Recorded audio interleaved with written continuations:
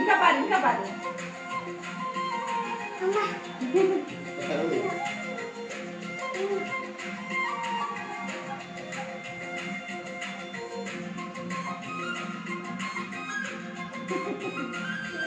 இந்த கையில